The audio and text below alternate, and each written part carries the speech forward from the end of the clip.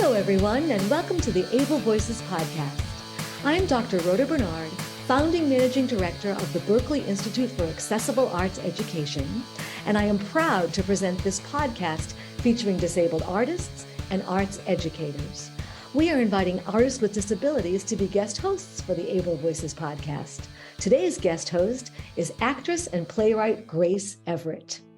Grace is a proud queer woman and an autistic self-advocate who is always happy to help educate others about accessibility and disability activism.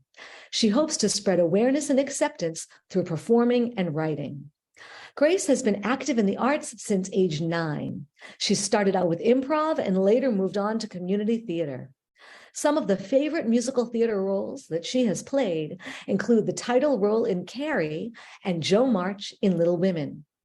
Grace graduated high school at Ovation Academy of Performing Arts in McKinney, Texas, and now she is at DePaul University in Chicago, where she studies and trains as a member of one of the country's most selective undergraduate playwriting programs. Grace was a writer from the time she could read, but she started writing plays at age 15. Her first play, The Last Sunrise of August 1973, is award-winning, and several of her other plays have been performed across America by various youth theaters and professional companies. Hello, everyone, and welcome to the Able Voices podcast. Able Voices is a podcast interviewing and featuring disabled artists talking about their careers, their lives, everything in between. My name is Grace Everett, and I am currently your guest host. My pronouns are she, her. I am an actress and playwright on the autism spectrum.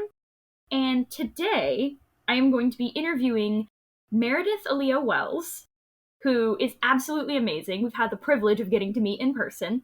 So, Meredith, if you want to just introduce yourself and tell people a little bit about you and about who you are as an artist.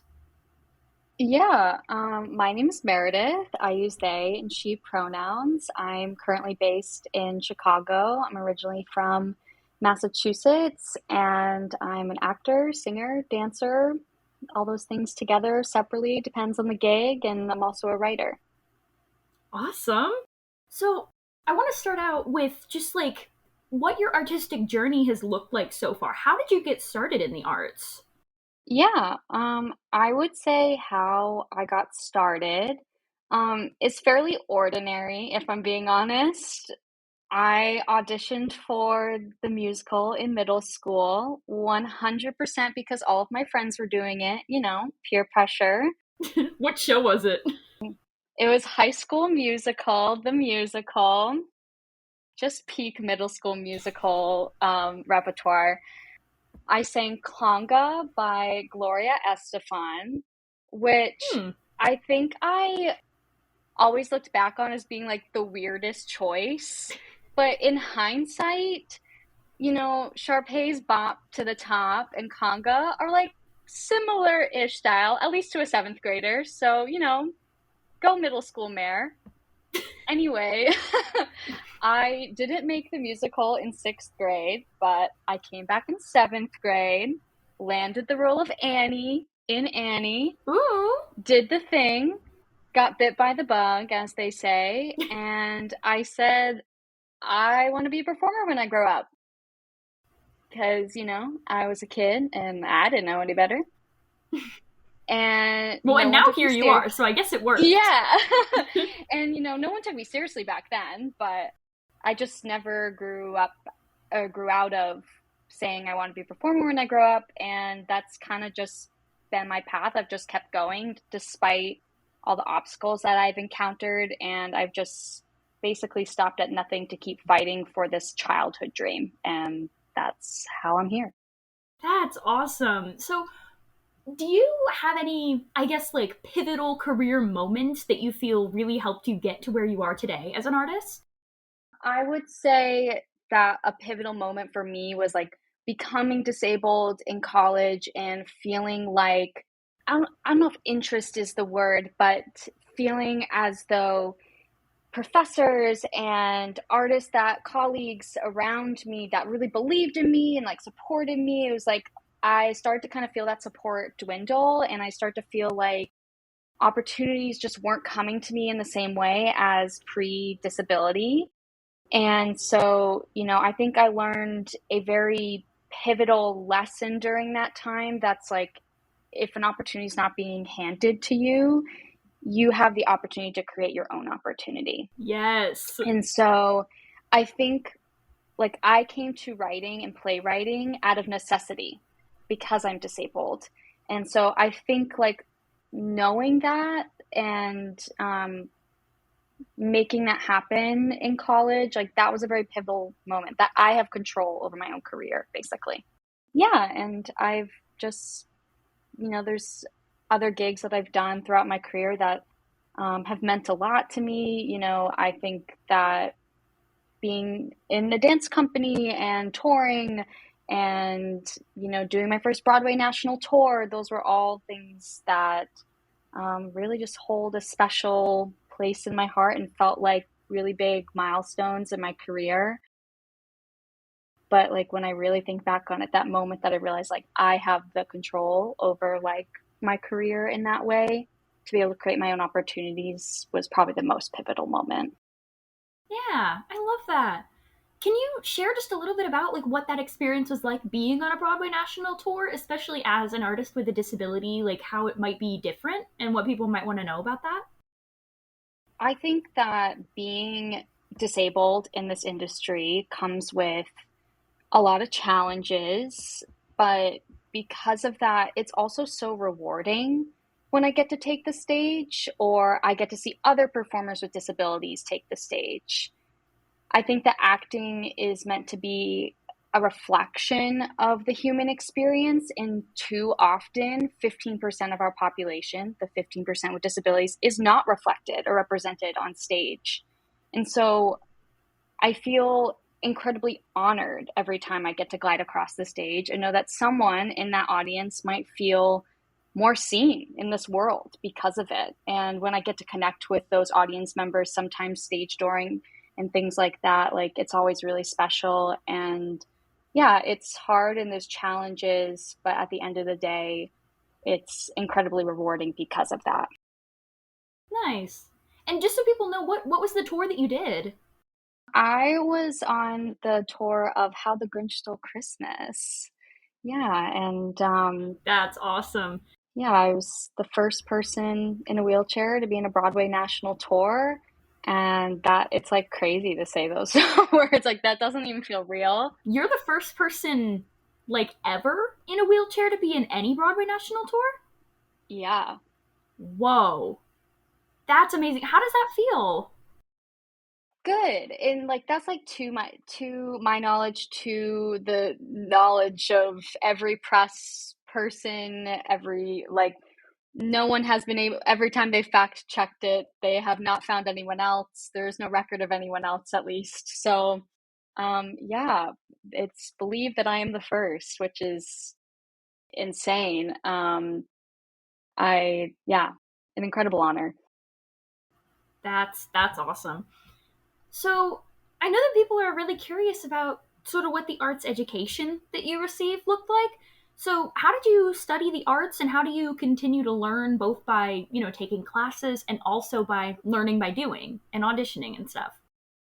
So I very much consider myself a multidisciplinary artist. So my education has consisted of a lot of things.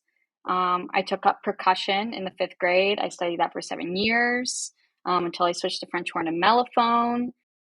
After proclaiming I want to be a performer for a living when I was in middle school, I enrolled in classes at Capiccioni School of Performing Arts in Massachusetts. I studied musical theater and acting with them after school, and I participated in basically every performing arts class extracurricular that there was in my high school. I did chorus, I did band, I did show choir. I started an a cappella group. I was the drum major of the high school's marching band. I was in the spring musical. And from there, I went on to study music theater and dance at the University of Massachusetts Amherst. That's when I became disabled. So up until that time, I was studying, doing the thing. And then, my education really shifted, and I had to really advocate for myself, to be in classes, to make spaces accessible for me. And that's around the same time that, back to what I was saying before, where it's just where I started learning that lesson that I had to create my own opportunities. And that's when I took on my capstone project of writing and performing and producing my one-person musical in college. And that was my, educational career. It's been very varied and consisted of a lot of things, but just adapting and figuring out where I fit. Yeah, and I love that you have this mentality of making space for yourself if other people aren't going to do it for you, because unfortunately that is how the world works sometimes, but we got to find empowerment in that. So I know you mentioned your one-person musical. Can you tell us just a little bit more about that, about what it's about what the premise of it is in general, and what that experience was like to perform in it? So my one-person musical is called Dysfunctioning Just Fine. It's basically a queer and chronically ill coming-of-age story about my diagnosis journey and my parallel journey of my first queer relationship.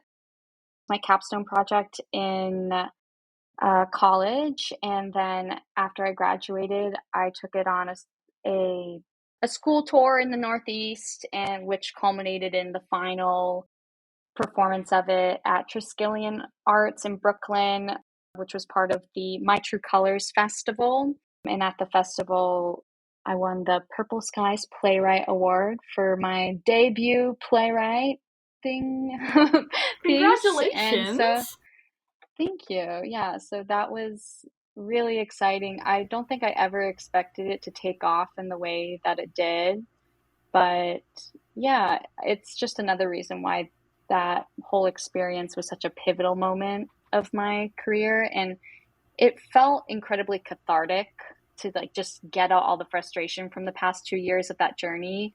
But also there was something really special about being able to put my whole story out there and be like, this is my disability. This is all the things that I'm always getting questions about. And I know that everyone's curious, what happened to me, what's going on. Now you all know. Now can we just move on to acting? Now can we just focus on performing? Now that you know my story, can we just move on? Yeah. I can imagine that's got to be really nice to just get that all out there and be like, now, go listen to my show if you want to know what's going on with me. That's got to be pretty cool. You would be surprised just how nosy people are. People just want to know. And so, putting it all out there, just being an open book in that way, I think really scratched an itch for a lot of people and allowed me to be able to enter the industry without having to always answer all those questions. Or if they do ask those questions, I have a place to direct people to be I think if you read this, you would understand my background more and how I've come to this industry and why I operate in the way I operate. Yeah. And is the show available for anybody to read, watch, listen anywhere? It's funny that you say that because literally yesterday I was just trimming some clips from it. And I was watching the recording we have from Triskelion Arts, and I was thinking, people have asked for this full recording for so long, who didn't get a chance to see it, who I haven't done it since, I haven't done a live performance of it. I've done staged reading Zoom performances and stuff, but I haven't done it since then. And people have asked to see it, and I've been thinking actually that my life day is coming up, the anniversary of me finding out I was chronically ill on March 4th. And I was thinking maybe it would be kind of fun to release the full length musical on my YouTube channel, the video of it. So I don't know, if people are interested in that, maybe I should do that. That would be really cool. That is such a cool way to do, hey, it's been, this many years since I got my diagnosis. Here's a celebration of an entire musical about it. I love that. So I'm wondering, I know that you mentioned a bit about how sometimes people like to ask really personal questions. Do you have any advice for people without a disability, or maybe people without a physical disability, if they encounter you at an audition or something, like what advice would you have for the questions that they might want to know, or just what is appropriate and what's not appropriate to ask you? Yeah, I always think like a general rule of thumb is like, would you ask another actor at this audition that like a similar question that's pertinent to them of level of invasiveness, right? I also feel like if it's not relevant, it doesn't need to be asked. Like there's this, not to like keep talking about dysfunction just fine, but there is like my favorite line No, in go for Dysfunction it. Just Fine is actually about this. And there is this line that's, if you do not know my name, you do not need to know my story. I am not obligated to lay my biography on a table that you didn't even set. And I love that. That is gorgeous. thank you. Yeah, that pretty much sums up how I feel about it. It's like, if you don't even know me, like I'm not gonna like put my whole story out there for you. Like you have to like earn the right to know that, in my opinion. Like I'm not trying to air my whole story all the time. I already did that. I wrote the whole musical about it. Like I don't want to do that. I did that so I don't have to do this every day and do that emotional labor. And for people on the other end of it is like, how do they handle those sort of questions? I have found that social media has been like a very good tool in that regard. YouTube in particular, at this point, I feel like a lot of why I create YouTube videos is because, I get asked like the same questions all the time. So it's like when I get a frequently asked question, I'll make a video about it. It's like, what is dysautonomia? And explaining it. And then like when I don't have the energy one day and someone asks me, or like I don't really know the person super well, and like I just don't have the time or the energy to like sit down and explain for 2 hours like why or like what my disability is. I can just give them the link to a video. It's like, I don't have the time like to answer your question, but maybe this video will answer your questions. Especially like when people are like, sliding in my DMs on Instagram, that sort of thing. But yeah, that's kind of been how I've operated about questions. I mean, if it's casting, if it's not relevant to the character or things like that, I mean, they can't ask you what your disability is. So legally.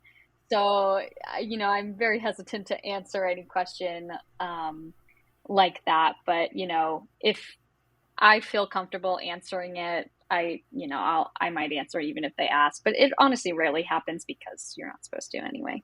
Yeah. Do you have, and obviously you don't have to give the answer to this, but do you have just like a really off the rails question that you remember somebody asking you that just kind of made you do a double take? Like, where did that come from? One time I was in an Uber, and it's always the Uber drivers. It's always the Uber drivers. Uber drivers are so nosy. And I once had an Uber driver ask me like, oh, like, why do you use a wheelchair? And that's classic. Like, that's not off the wall at all. Like, that is like daily basis. But I was just like entertaining it. I answered her question, and she sits there for a little while, and then all of a sudden she's like, so like, can you have kids with that? In my brain, I was like, ma'am, this is a Wendy's. Like, I was just so perplexed. I was like, that's none of your business. And also, go to freshman year biology class and you will know the answer to that question. Yeah, like, that's just an incredibly invasive question. And it goes back to what I was saying. It's like, would you ask any person who's sitting in your back seat, like, can you conceive? Like, do you have infertility issues? Like, if you wouldn't ask someone else who doesn't have a disability, like, why are you asking me? Like, why does my disability make you feel entitled to certain information that's very personal? Yeah. I'll never understand. But yeah, that's probably the most off the wall thing that's ever been asked of me. I mean, and this is someone who literally had only been talking to me for like 2 minutes, and that's what made it even more off the wall. Hi. So I'm wondering, as an artist with a disability and as somebody who's been very active in your artistic discipline, working professionally, what advice would you give to a younger artist with a disability who's maybe wanting to pursue a career along this trajectory? My advice would be to realize that limitation breeds creativity. And directors that don't see that, or how you as a disabled artist can bring an added layer to a character, to an ensemble, are not worth your time. And instead of focusing on people who can't see that, or to focus on things that you feel like you lack in this industry comparatively to your peers, I challenge you to focus on what you can do and what you bring to the table and what makes you special as a performer and what makes you unique, because that is what is going to allow you to book and to book consistently. I love that. Because it really, in this industry, it is about what makes you different. As much of a struggle as it is to emphasize your differences and to get work based on that, it really is about what you can do that other people can't. And I really love that mentality going into that. So I am also a little bit curious about what you're planning to do just in the future, if you have any career goals or anything that you are actively working towards, anything that you're maybe hoping to do. Yeah, I would say my biggest goal right now is to join Actors Equity Association, the Union for Theater Artists. That's So probably valid. my biggest goal right now. I've been EMC for a few years now, and I have been building up points. I've worked on an equity contract, but declined to join the union, is what it's called, when you have to write a letter to equity to be able to do an equity contract as a non-union person. And what show was that? That was Teenage Dick at Seattle Rep. Okay. That was my first equity contract. And the reason I declined to join the union was because the Grinch tour is non-union. So if I had joined the union at that time, I wouldn't be able to do Grinch again. Also, I had a fear about joining the union at that time just because I was playing Buck in that show, which is written as a disabled wheelchair user, is the part. And so there was a lot of fear for me about joining equity on a niche disabled role, and knowing that those niche disabled roles there aren't enough of those to sustain booking just those. And I wanted to prove to myself that I could book more than just the disabled role, and I could book equity work consistently. So my thought process has just been, when I either book Broadway, an equity tour, or I can book more than one equity contract in the same year, I will feel ready to join the union. And I think I'm on track to make that happen soon-ish. Yay. Yeah. And in the meantime, Do you have a dream role? Do you have a dream role under your belt you are really hoping to be able to check off? Ooh, I mean, there's a handful. I would say Nessa Rose in Wicked. I would say Joe in Jagged Little Pill. Yes. Sister Mary Robert in Sister Act. Portia, Something Rotten. Ooh. Yeah, there's probably more I'm forgetting, but those are the ones that come to mind. No, those are all great ones. Those are all great ones. So I'm wondering if you've just got any, last things that you want to say to people, any advice, if you want to plug any of your socials or any of that. Here's some space to go ahead and do that. Let people know where they can find you and follow what you're doing. Right now, I am auditioning like full time. It is a full time job and endeavor at the moment.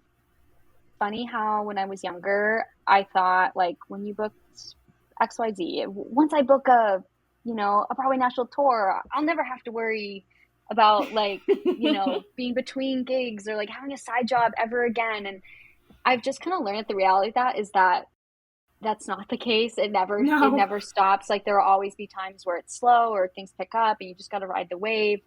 Um, but with that being said, like, I do have some really exciting things coming up that the casts haven't been announced yet. So like I can't say, but I guess this would be a good time to plug my newsletter where I share that kind of stuff. It's called Message in a Please Bottle.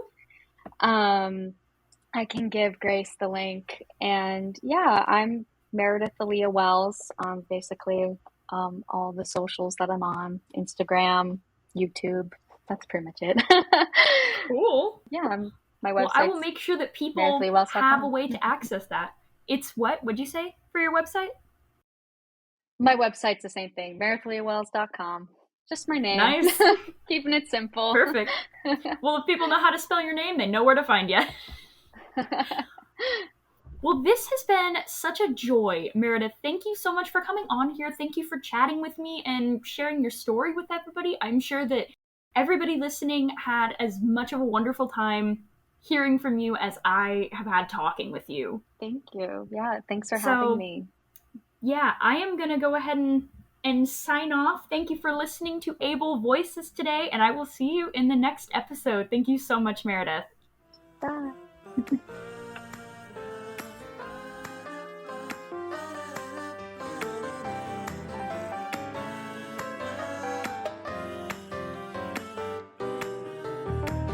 Able Voices is a production of the Berklee Institute for Accessible Arts Education, led by me, Dr. Rhoda Bernard, the founding managing director. It is produced by Daniel Martinez del Campo. The intro music is by Kai Levin, and our closing song is by Sebastian Batista.